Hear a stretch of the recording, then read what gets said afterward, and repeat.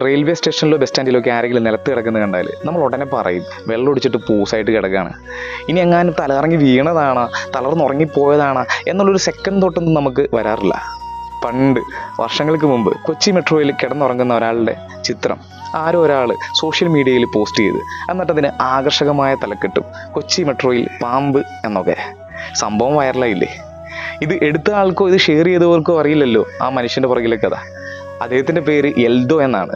ബധിരനും മൂകനുമായ ഒരു സാധു മനുഷ്യൻ.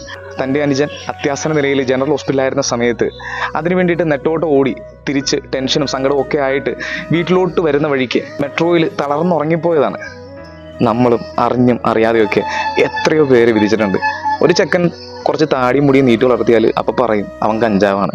അങ്ങനെ തുടങ്ങാണ് നമ്മുടെ വിലയിരുത്തൽ പരിപാടികൾ. 1 സാമുവേൽ 16:7. മനുഷ്യൻ ബാഹ്യരൂപത്തിൽ ശ്രദ്ധിക്കുന്നു, കർത്താവാകട്ടെ ഹൃദയഭാവത്തിൽ.